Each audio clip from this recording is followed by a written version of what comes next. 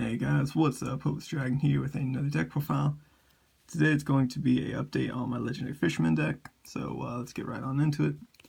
So to start things off, we got our triple of a Legendary Fisherman. He's your key card of the deck. Well, I don't know if that's to say key card, but one of the key cards that gets you into more stuff, but now we have Legendary Fisherman 2 to help off that too. But pretty much his effect is Umi's face on the field, which you're just going to be using a Legendary Ocean in this deck, which counts as Umi.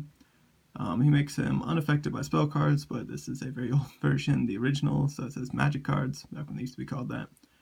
But pretty much your opponent can't attack him, they can still attack you directly, which does kind of suck, but yeah, he's unaffected by spells and they can't attack him while you have Umi face up on the field. Then we got triple of a Legendary Fisherman 2. This guy's pretty good, he's treated as a Legendary Fisherman while he's on the field or in the graveyard. As long as Umi's on the field, this card can, well, he's unaffected by monster effects, which is pretty good.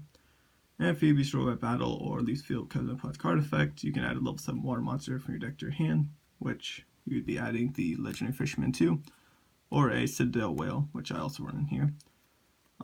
Debating on maybe bumping this guy up to 3, although if you draw 3 without any of these guys, it's pretty awful, so just doing 2 at the moment just because he can sometimes clog. But he's really good. His effect is you can special summon him by attributing a Legendary Fisherman, which you now have 6 targets pretty much.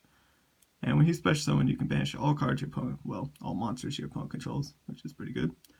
You can't attack that turn if you do use that effect, but his other effect is that you can return all your opponent's banished stuff to allow him, well, that first attack that you make that turn or effect damage you do that turn will be doubled, so it doesn't even have to be him. So that can kind of be interesting, but if you do just get to swing directly, you can swing for 5,000 if you do use that effect. So just something interesting with him, and he can't be destroyed by battle or opponent's spell or trap effects. It can still be destroyed by monster effects though, but we run some stuff to try to mitigate that effect. Then we got triple of the Warrior of Atlantis. That's just here to help you search out your Legendary Ocean. It's also a good beater, and he can be used to make your rank 3s or 4s, depending on if you have a Legendary Ocean on the field. Then 2 Gamma Seals. Just doing a small Kaiju engine here, just because the Kaijus are pretty dumb, and help out pretty much any deck, just get over problematic stuff. Then 2 Ghost Ogres. You can run Ghost Ash if you have it. I don't own any, so just using Ghost Ogre. Just use her for a little bit of disruption, is the main thing. Then we got our other 2 Kaijus, doing 1 Jizukuri and 1 Kumungus. Just there for slumber targets or more outs to things. 1 Citadel Whale, pretty cool card. You can special summon him from your hand or graveyard by trading 2 water monsters. And then once per turn, he can, well, if he's special summoned that way, you can set a Sea Stealth attack directly from your deck, which isn't bad. And if your opponent activates a card effect that targets a water monster, you can negate it once per turn. So, pretty good stuff. And then 1 Maxi for the last card of the deck, just to help with a little more consistency. So that's it for the monsters. On to the spells. We got triple of a Legendary Ocean. This is the main card you're going to be using in this deck because it makes all your water monsters lose a level, so you can just normal summon any of your fishermen, well, except for the Legendary Fisherman 3. But it just lets you get stuff out easier and gives all water monsters a 200 attack and defense boost.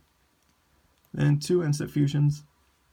I know this card isn't as good as it used to be, but if you have a link out, it can be pretty good, or you can use it in making links. So it's still got some place to go for it.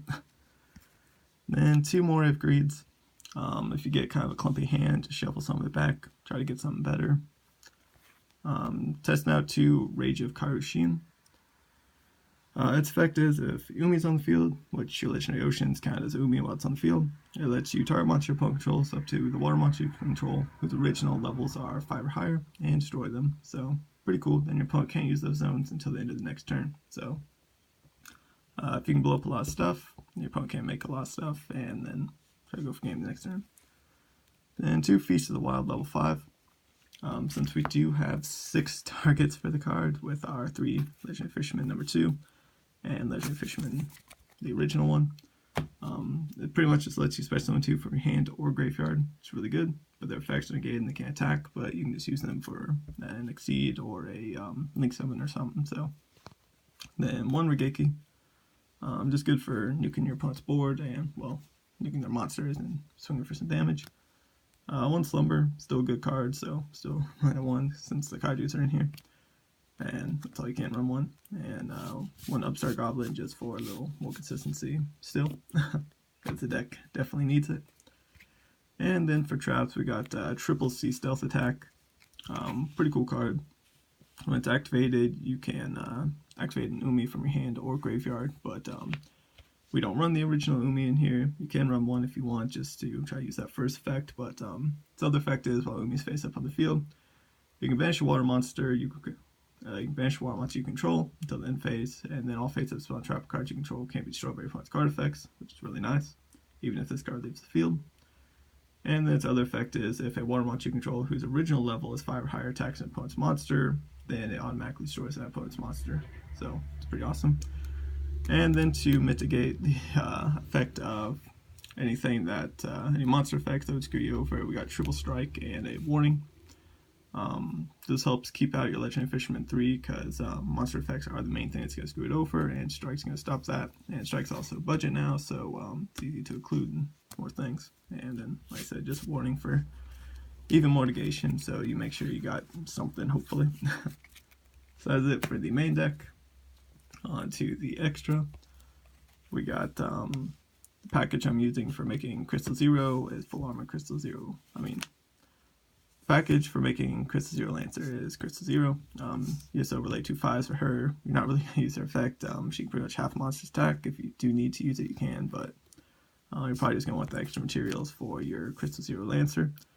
Because she gains 500 for each material, so she's already going to gain 1500 just from 2 in her, so she'll be at 3700, which is pretty good. She'll be destroyed, you can detach a material instead, and her effect is you can detach a material to negate all your opponent's monster effects. So really good card, really like it. So that's the only 5s I do, just because lots of times you will be lowering the level of your stuff, and the Legendary Fisherman is unaffected, so depending on which way you have, you can go with a lot of different levels in this deck, because the Legendary Ocean manipulates stuff a lot. 2 Bahamut Sharks, just in here for Toad pretty much. Hope Woven Spider Shark. It can lower all your opponent's monsters attack by 1000, and if it's destroyed, you can special summon a monster from your graveyard. It's pretty good. Blade Armor, because all your Legendary Fishermen are warriors, so it's good for that double tap and getting some damage. Full Armor Black Ray Lancer, in case you have used up all your materials on your Grand Pulse, which is the only water rank 3 I use in here right now. But you gain 200 for each XYZ material attached to them. You can also make them with 3 level 4s if you really want to. And his other effect is, well, if he'd be destroyed, you can attach all his materials, which is one of them. But if you destroy a spell surrounded by battle, you can just target a spell trap your opponent controls and destroy it. So you don't even have to detach, which is really nice with this guy. Then 1 Abyss Dweller. That's great in any water deck. Give everything a 500 attack boost and stop any graveyard relevant stuff. Then 1 Mechafan Beast. Not Mechafan Beast. Quantum Mecha Beast. Grand Pulse. Just good for spell and trap destruction. It's the main thing you're using them for. 2 Toads. Just good for negation and recycling waters. 1 Sea Monster Theseus and 1 Rare Fish. These can be your 5 and 4 or 4 and 3, depending on if a Legendary Ocean's on the field. So there's a lot of different versatility you can do with these guys. I have thought about trying out the Zolkin, but since I'd already have to have a link on the field, it is a little crappier, but that's why I'm just doing the Bahamut and Toad, because it's really easy to get out our Link monster, which we run here, which is 2 Mistar Boys.